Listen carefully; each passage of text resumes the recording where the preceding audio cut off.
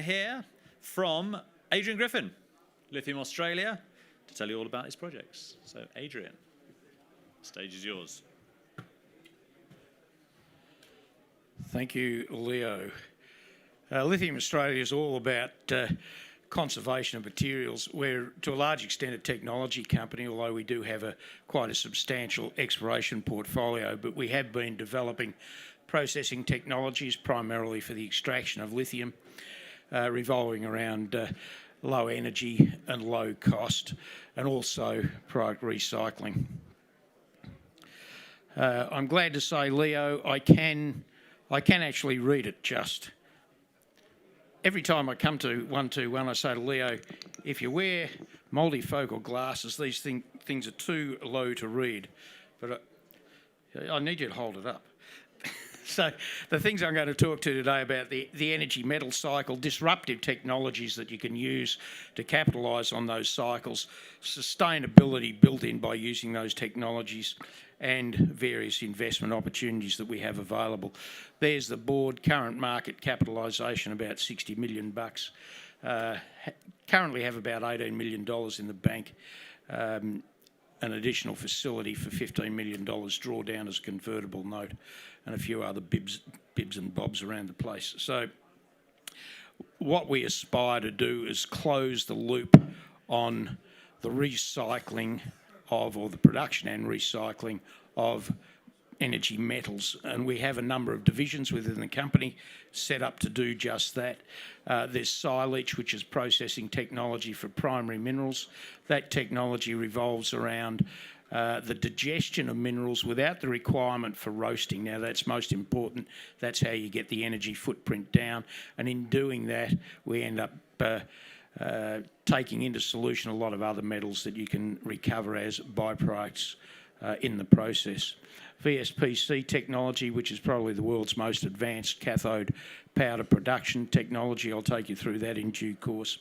And RCARC, which is recycling technology. We have very heavy research programs going in North America and Australia for the recovery of metal out of lithium-ion batteries. Not only lithium-ion batteries, we're looking at the alkaline batteries as well, because they're a bit of a scourge on the landscape, in that most of them go into landfill, which indeed is the case, by the way, with most lithium batteries at the moment.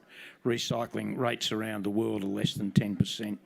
And there's been an enormous amount of money expended on those materials to put them in the batteries, and the batteries are high grade in terms of a source for processing. And then we have a fairly large, probably second to none exploration portfolio on a global basis. So this is the energy metals cycle. In the blue quadrant, we've got the silage technology, capable of taking mine wastes and other low-grade products and producing lithium chemicals.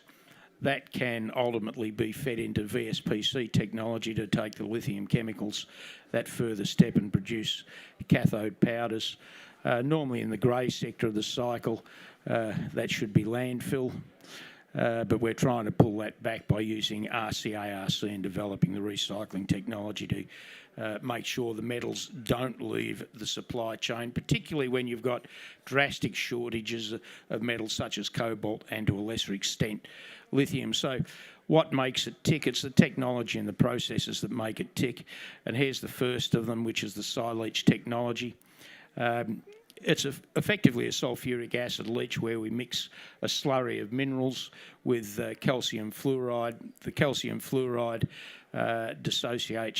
attacks certain bonds in the silicates and ends up solubilizing the minerals. And then from there, go through a series of routine chemical processing steps, changing temperatures and pH, and dropping out materials either as waste or valuable byproducts. By the time you get to the end of that, you've got the most soluble metals still in solution. That's lithium and potassium. They're incredibly hard to get out of solution. It's amazing. So they just stay there. All the other things you get rid of. And the lithium has dropped out as lithium carbonate or other lithium chemicals. And the potassium still hangs around in solution. You've got to evaporate the solution to produce potassium sulfate, which is fertiliser. What does that do in cost terms? You can see there the average operating cost going from hard rock through to lithium carbonate. up around the $7,000 a tonne mark or thereabouts. We believe that silage will operate a little bit below that without a byproduct credit, down around $3,200 a tonne after a potassium credit. And then you can recover a whole pile of other things like alkali metal salts, aluminium fluoride, sodium silicate. And after doing that, which we won't do initially, I might add, but the ultimate goal is to do that longer term, which should make the process competitive with the brine producers right down there in the bottom left-hand corner.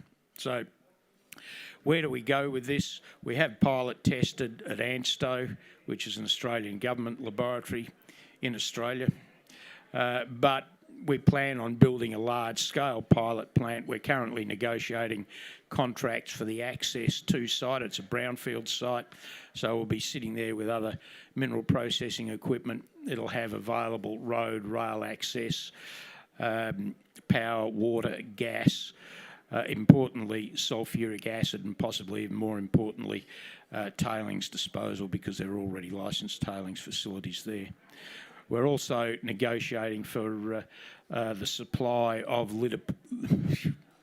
what's that word? Lepidolite from other projects, and we do have our own lepidolite source just out of Kalgoorlie in the eastern goldfields of Western Australia.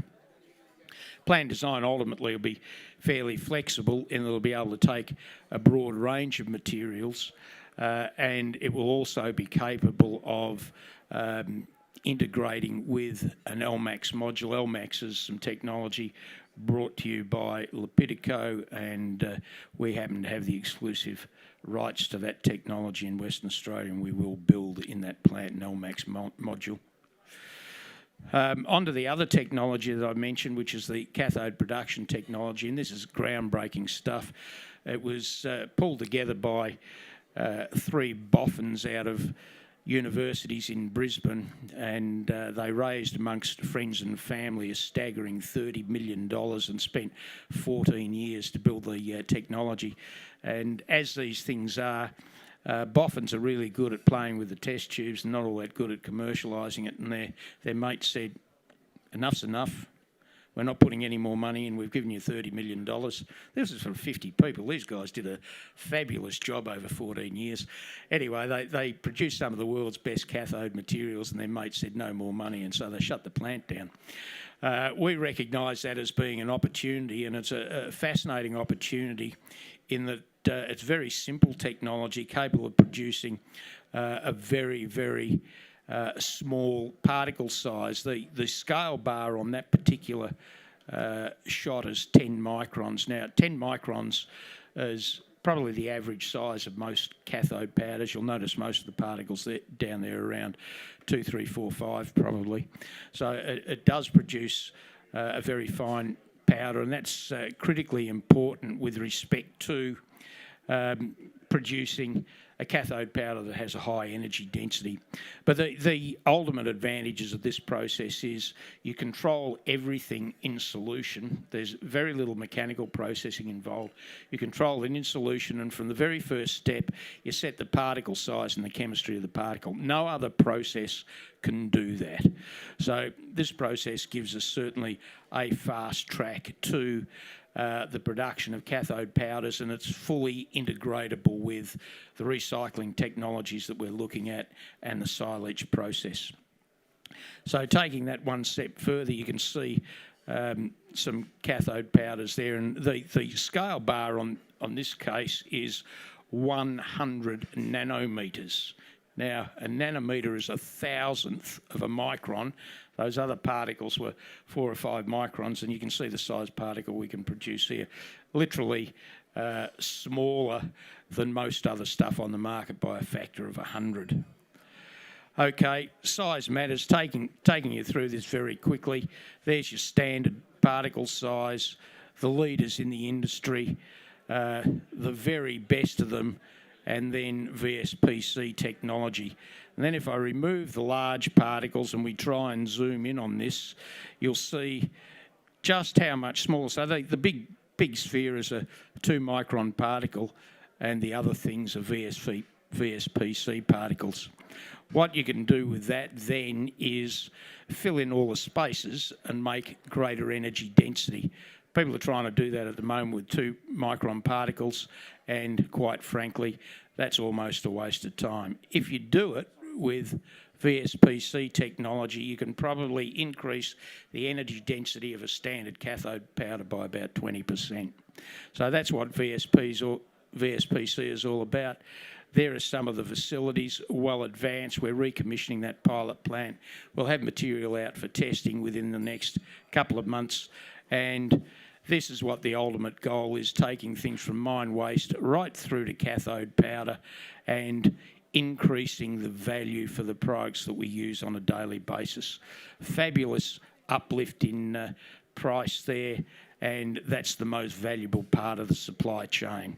So investment opportunities, they're many, all parts of the operating cycle, and, well, here I am puffing out my chest and telling you how good Lithium Australia is and what we've achieved over the last couple of years. So that's the Lithium Australia story. It's about sustainability in the energy metals sector.